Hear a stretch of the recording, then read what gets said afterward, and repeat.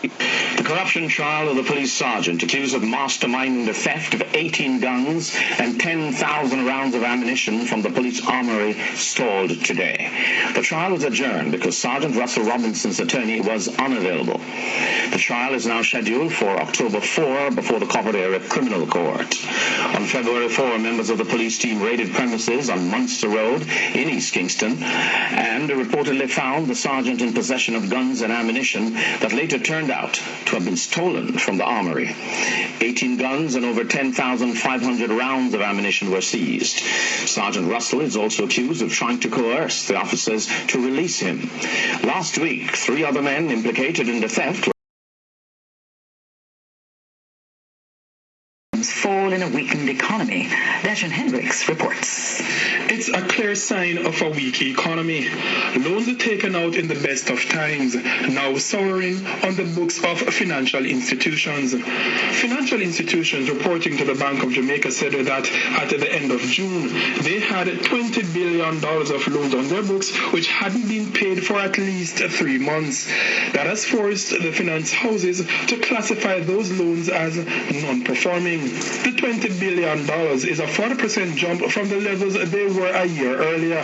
Every loan, from mortgages to private loans, even commercial loans, were affected as businesses went under in a tough economy, and consumers who lost jobs or suffered pay cuts were no longer able to service their loan obligations. The reality has been forcing the financial institutions which made the loans in the first place to be finding ever-increasing sums to help offset the effects of delinquent borrowers. At the end of June, a total of $14 billion was set aside as provisions for loan losses. That's up 36% in 1 year and was enough money to cover 70% of the loans that were not being serviced. Dashan Hendricks, TVJ News.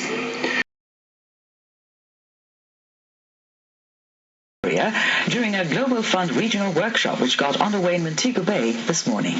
The health minister said the agreement comes at a time when some 27,000 Jamaicans are living with HIV. He said in a population of 2.7 million people, this represents a prevalence rate of 1.6%. Mr. Spencer said he's happy the Global Fund has decided to continue partnering with Jamaica on a larger scale. He said nearly 9,000 people will receive treatment under the program and vulnerable groups will also be targeted.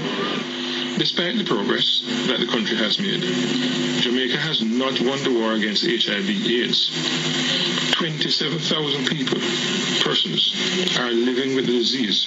Some 50% of persons infected are unaware of their status. Jamaica has an adult prevalence rate of 1.6. However, we have higher HIV prevalence among our at-risk population, such as men who have sex with men. However, Mr. Spencer fears the support will be withdrawn soon as the Global Fund now categorizes Jamaica at a higher level than in previous years. It is unlikely that Jamaica will continue to receive grant funding from Global Fund because we are categorized as an upper middle income country. I believe that the donor community must re-examine the classification, especially in light of the impact of the global financial crisis. And I want to say that again, it is so important that the donor community must re-examine the classification, especially in light of the impact the global financial crisis is having. Mr. Spencer adds that there is a compelling case to be made for countries such as Jamaica that experienced the food crisis, oil crisis, and financial crisis within the last 3 years to continue benefiting from grants from the Global Fund. He notes that there is far more to be accomplished in eliminating stigma and discrimination, and partnership is required to stem this problem. The workshop is being held over 3 days at the Rose Hall Resort with participation from countries such as Belize, Guyana, Haiti, and Suriname.